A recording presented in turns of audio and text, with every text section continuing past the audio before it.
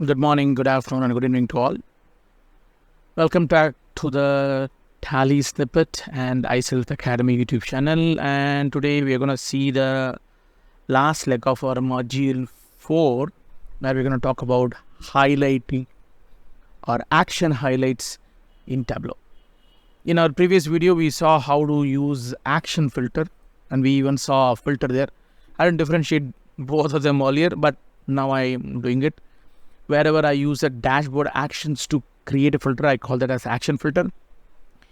And wherever I use a filter directly, if I dragging and dropping and adding a filter to it, I call it as a filter for a single sheet or all data source dynamical filter can also be done here. So we can even call this as page filter or a report filter in other BA languages.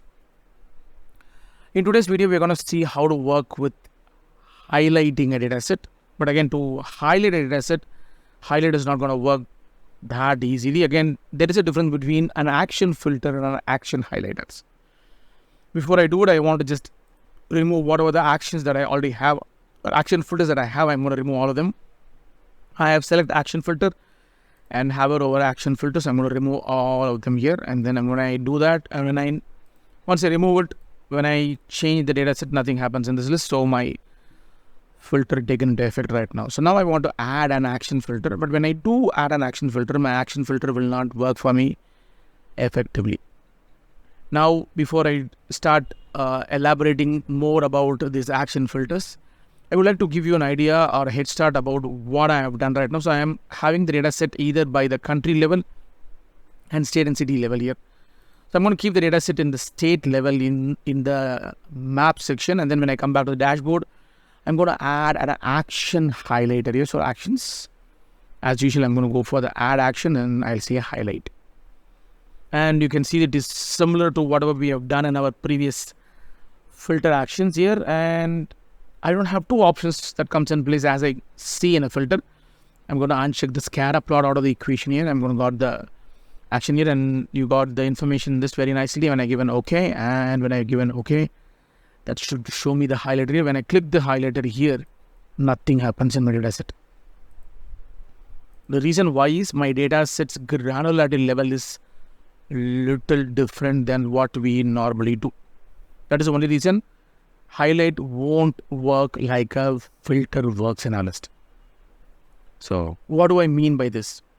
So if I go back to a data set and if I go back to the data sources here, you can see the data sources comes in a different dimension altogether. And if I can able to sort and filter the data set here, that'll make our life a little more easier. I'm going to just come down here. Okay, right. Sorting this data is not going to really work here. So let me just open our data set in Excel, so that way we can use the data set better. So I'm coming back to our Excel sheet here, and then I'm in the list of orders. I'm going to just add a filter here. And then I'm going to just select the customer name and then sort them by alphabetical order. And when I do that, you can see that one of my customer is not ordering the data, or the orders are not placed from one origin of country. You can see that I have Aaron here. Aaron comes with a multiple orders to me, but the order country is different.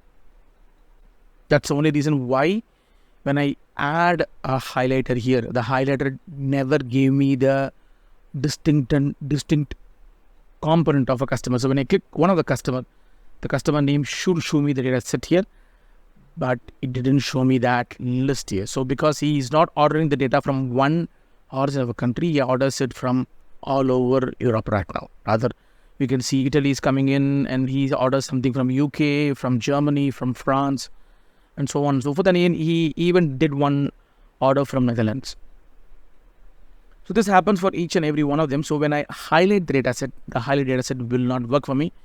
I need to improvise my data set a little bit better here. That's where I'm going to go back to my customers plot, and then I'm going to make this particular data set more granular here. So because in our current data set, I have only a profit margins calculation by sum and profit, and then I have added the filter for us, and we have an aggregate profit margin field in a list.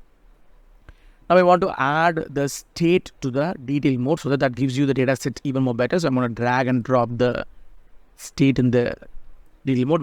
Then you can see a lot of data that comes in place here. And when I go back to my data set, now I am in a state level. But when I still click this point, you can see that there is a small change that's happening here. You can see each and every state. Norway, what the changes are happening in the highlights here when I do add this here. If you want to make this hover over highlighter, you can do that. I'm going to add one more action to our list. Again, I'm adding another highlight here. This time I'm going to name them as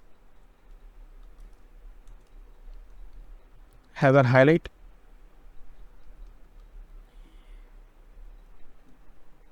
I'm sorry, I'm a very bad speller, so I'm going to just remove the customer out of the equation. I'm going to, this is hover, and then I'm going to give an OK and an OK here. Now, when I place the cursor here, you can see that the hover over will allow me to do it, and then the hover over also changes the entire data set. So when I take the highlight, you can see the difference between the filter.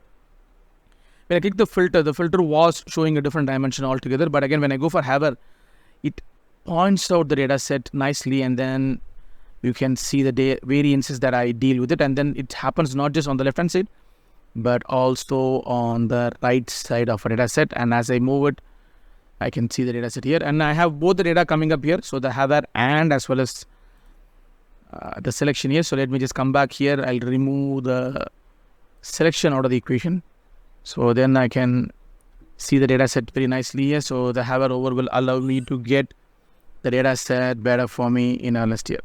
This is how we can use highlight in our list. With this, we are coming to an end on our module 4, where we talked about joins and point, and I'm going to talk about blending in our next video. We already talked about joins a little bit on this part, and I even explained you a little bit better in that point, and then I showed you how to create a map, how to create hierarchy. If it is already built, we can use it. If not, we can create one.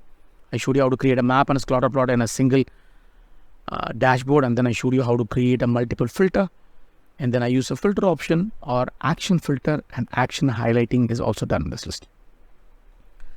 This is Vinod signing in from Tableau Snippet and iSelf Academy YouTube channel. This is video number 9 for us in our module 4 on Tableau learning. We are learning the basics of Tableau here. Hope you guys learned something new. Happy analyzing.